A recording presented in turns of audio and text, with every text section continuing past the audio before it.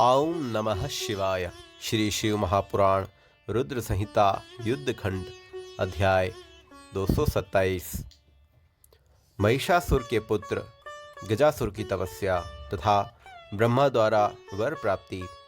उन्मत्त गजासुर द्वारा अत्याचार, उसका काशी में आना, देवताओं द्वारा भगवान शिव से उसके वध की प्रार्थना, शिव द्वारा उसका वध और उसकी प्रार्थना से उसका चरम धारण कर कृतिवासा नाम से विख्यात होना एवं कृतिवासेश्वर लिंग की स्थापना।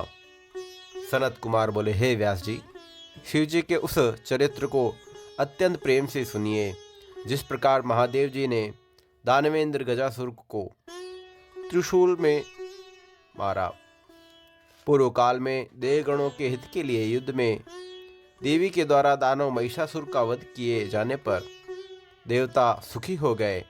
हे मुनीश्वर, देवताओं की प्रार्थना से देवी द्वारा किए गए अपने पिता के वध का स्मरण करके महावीर गजासुर उस वैर का स्मरण कर तप करने हेतु वन में गया और ब्रह्मा जी को उद्देश्य करके प्रीतिपूर्वक कठोर तप करने लगा।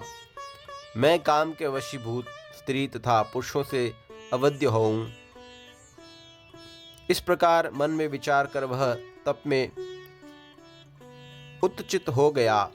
वह हिमालय पर्वत की गुफाओं में भुजाओं को उठाकर आकाश में दृष्टि लगाए हुए पैर के अंगूठे से पृथ्वी को टेक कर परम दारुण तप करने लगा। वह उदार बुद्धि वाला महिषासुर पुत्र गजासुर जटाओं के भार की क्रांति के प्रलय के सूर्य के समान प्रकाशित हो रहा था। उसके मस्तक से उत्पन्न हुई तपोमय धूमाग्नि तिरछे ऊपर और नीचे की ओर लोगों को तृप्त करती हुई चारों ओर फैल गई। उसके मस्तक से प्रकट हुई अग्नि से नदी तथा समुद्र सूख गए, ग्रहों सहित तारे गिरने लगे और दसों दिशाएं प्रज्वलित हो गई। उस अग्नि से तृप्त हुए इंद्र सहित संपूर्ण देवता स्वर्गलोक को त्याग कर ब्रह्मलोक को गए और ब्रह्मा जी से बोले कि पृथ्वी पर चलायमान हो रही है। देवगण बोले, हे विधे, गजासुर के तप से हम लोग संतृप्त और व्याकुल हैं और स्वर्ग में स्थित रहने में समर्थ नहीं हैं, इसलिए आपकी शरण में आए हैं। हे ब्राह्मण, आप कृपा कर अन्य लोगों को जीवित करने के लिए उस दैत्य को शांत कीजिए, अन्यथा सभी लोग नष्ट हो जाएंगे। हम लोग सत्य सत्य कह रहे हैं। इस प्रकार इंद्र आदि देवता तथा भृगु 10 दिशा आदि से प्रार्थित हुए ब्रह्मा जी उस दैत्येंद्र के आश्रम पर गए। आकाश में मेघों से ढके हुए सूर्य के समान लोगों को तपाते हुए उसको देखकर विस्मित हो ब्रह्मा जी ने हंसते हुए कहा। ब्रह्मा जी बोले, हे दैत्येंद्र, हे महिषासुर पुत्र, हे तात, उठो उठो, तुम्हारा तप सिद्ध हुआ। मैं तुम्हें वर देने आया हूँ, अपनी इच्छाओं के अनुकूल वर मांगो। सनत कुमार बेल उस दैत्येंद्र गजासुर ने उठकर अपने नेत्रों से विभू ब्रह्मा जी को देखते हुए प्रसन्न होकर वर मांगने के लिए गदगद वाणी से कहा। गजासुर बोला, हे देव देवेश्वर, आपको नमस्कार है। यदि आप मुझे वर दे रहे हैं तो मैं काम के वशीभूत स्त्री पुरुषों से अवध्य हो जाऊं। हे विभो, मैं महाबलवान, वीरवान और देवता आदि से सदा अजय और संपूर्ण लोकपालों को संतप्त समस्त संपत्ति को भोगने वाला हूँ। सनत कुमार बोले, इस प्रकार उस दैत्य के वर मांगने पर उसके तप से प्रसन्न हुए ब्रह्मा जी ने उसे अति दुर्लभ वरदान प्रदान किया। इस प्रकार वह महिषासुर पुत्र गजासुर वर पाकर अति प्रसन्नचित्त होकर अपने स्थान को चला गया।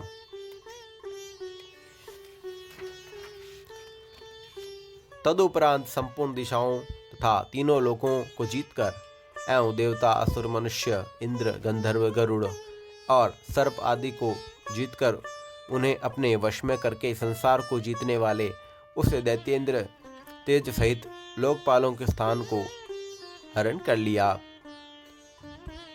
देवोदान की शोभा से युक्त साक्षात विश्वकर्मा द्वारा निर्मित किए गए स्वर्ग स्थित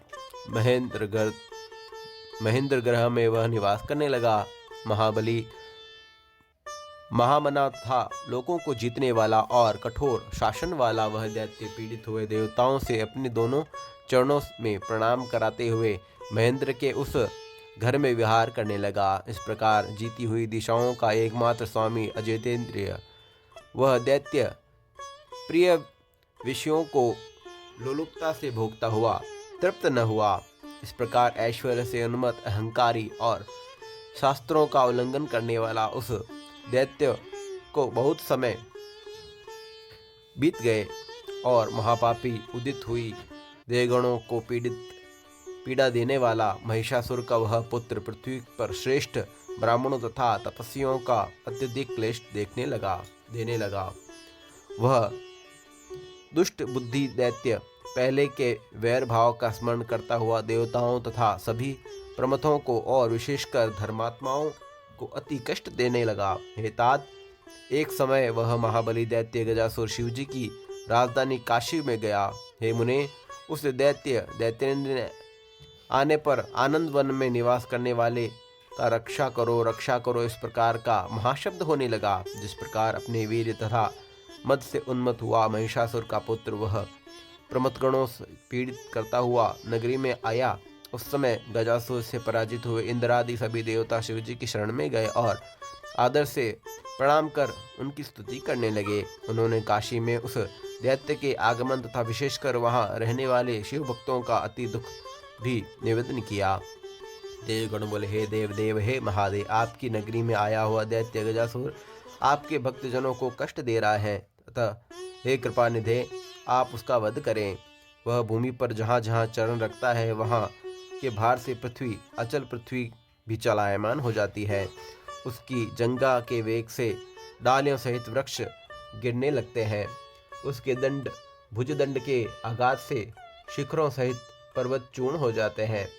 उसके मुकुट के संघर्ष से मेघ आकाश का त्याग कर देते हैं और उसके बालों के संपर्क से उत्पन्न हुए नीलेपन को वे अब तक भी नहीं छोड़ते, जिससे निश्वास के भारों से ऊंची तरंगों वाले महासागर तथा नदियां भी जल जंतुओं के सहित बड़ा कोलाहल करती है। उसके शरीर की ऊंचाई उसकी माया से 9 सहस्त्र योजन हो जाती है तथा मायावी उस दैत्य का विस्तार चौड़ाई का घेरा भी उतना ही हो रहा है। जिसके नेत्रों के पीलेपन और चांचल्य को बिजली आज भी नहीं धारण कर सकती, वही बड़े वेग से यहाँ आ गया है। वह असहसा दैत्य जिस दिशा में जाता है, काम से जीते हुए स्त्री पुरुषों में अवध्य हूँ। इस प्रकार वह कहता है, काशी की रक्षा करो। काशी की रक्षा में तत्पर रहने वाले हे देवेश, इस प्रकार हम लोगों ने उस दैत्य की चेष्टा का आपसे निवेदन किया है, आप भक्तों की रक्षा कीजिए। सनत कुमार बोले, देवताओं द्वारा इस प्रकार के प्रार्थना किए जाने पर भक्तों की रक्षा में तत्पर वे शिवजी उसके वध की कामना से बड़ी शीघ्रता से वहां आए। त्रिशूल हाथ में धारण किए हुए उस भक्त वत्सल शिवजी को गरजते हुए आया देखकर गजासुर गरजने लगा। तब वीर गर्जन करते हुए उन दोनों को अनेक अस्त्रों तथा शस्त्रों के प्रहार से दारुण और अद्भुत युद्ध हुआ। अति तेजस्वी तथा महाबली गजासुर ने दैत्य का विनाश करने वाले शिवजी पर तीव्र बाणों से प्रहार किया। हे मुने, उस समय भयंकर शरीर वाले शिवजी ने अपने अति दारुण बाणों से आपने समीप न पहुंचे हुए उस बाणों की शीघ्रता से खंड खंड कर दिए। तब हाथ में खड्ग लेकर, अब तो मेरे द्वारा मारे गए, इस प्रकार के ऊंचे स्वर में गरजकर क्रोधित होकर गजासुर शिवजी की ओर दौड़ा। तब त्रिशूलधारी भगवान शिवजी ने उस दैत्य श्रेष्ठ को आता हो देखकर तथा अन्य के द्वारा अवध्य जानकर उसे त्रिशूल से मारा। उस त्रिशूल से युद्ध हुआ। वह गजासुर दैत्य अपने शिव का छत्र रूप मानता हुआ शिव जी की स्तुति करने लगा। गजासुर बोला, हे देव, हे महादेव, मैं सब प्रकार से आपका भक्त हूँ। हे त्रिशूलीन, मैं कामदेव का नाश करने वाले आप देवेश को जानता हूँ। हे अंधकारे, हे महिषाद, हे त्रिपुरांत, हे सर्वज्ञ, आपके हाथ से मेरा वध परम कल्याणकारी हुआ। हे कृपालो, हे मृत्युंजय, मैं कुछ निवेदन करना चाहता हूँ, उसे सुनिए। सत्य कहता हूँ, असत्य नहीं। आप विचार कीजिए, एकमात्र आप संसार के वंदनीय हैं तथा संसार के ऊपर स्थित वह समय से सभी को मरना है, परंतु ऐसे मृत्यु कल्याण के निमित्त होती है। सनत कुमार बोले। उसका यह वचन सुनकर दयानिधि शिवजी ने हंसकर महिषासुर के पुत्र गजासुर से कहा। ईश्वर बोले, हे महापराक्रमी, हे दानवेंद्र, हे श्रेष्ठ मति वाले, हे गजासुर, मैं प्रसन्न हूँ, अपने अनुकूल वर मांगो। सनत कुमार बोले। वर देने वाले शिवजी का यह वचन सुनकर दानवेंद्र गजासुर ने प्रसन्नचित्त होकर कहा। गजासुर बोला, हे महेशान, हे दिगंबर, यदि आप प्रसन्न हैं तो अपने त्रिशूल की अग्नि से पवित्र किए हुए मेरे इस देह चर्म को नित्य धारण कीजिए। अपने प्रणाम वाले कोमल स्पर्श वाले युद्ध क्षेत्र में समर्पित किए गए देखने योग्य महादिव्य निरंतर सुखदायक मेरे चर्म को धारण कीजिए। यह चर्म सदा सुगंध युक्त, अति कोमल, निर्मल तथा अति शोभायमान हो। हे विभो, तेज धूप अग्नि के लपटों को बहुत देर तक प्राप्त करके भी पवित्र सुगंध निधे के कारण यह मेरा चर्म भस्म न हो। हे दिगंबर, यदि मेरा यह चर्म पुण्यमय नहीं होता तो युद्ध स्थल में आपके अंग के साथ इसका संग कैसे होता। हे शिवजी, यदि आप प्रसन्न हैं तो मुझे दूसरा वर दीजिए कि आज से प्रारंभ कर आपका नाम कृतिवासा हो। सनत कुमार बोले। यह वचन सुनकर भक्त प्रिय भक्त वत्सल महेशान शिवजी को प्रसन्न होकर भक्ति से निर्मल मन वाले उस गजासुर नामक दानव से पुनः कहने लगे। ईश्वर बोले, मुक्ति के साधन के इस क्षेत्र में तुम्हारा यह पवित्र शरीर सभी के लिए मुक्तिदायक मेरा लिंग होगा। यह महापापों का नाश करने वाला समस्त श्रेष्ठ लिंगों में प्रधान और मुक्ति को देने वाला कृतिवासेश्वर नामक लिंग होगा।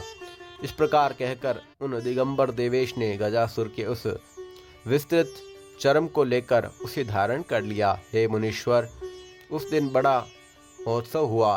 काशी निवासी सभी लोग तथा प्रमथगण प्रसन्न हो गए। उस समय हर्ष वाले मन वाले ब्रह्मा विष्णु देवताओं ने हाथ जोड़कर शिवजी को नमस्कार करके उनकी स्तुति की। दानों के स्वामी महिषासुर पुत्र गजासुर के मार दिए जाने पर देवगणों ने अपने स्थान को प्राप्त कर लिया और संसार सुखी हो गया।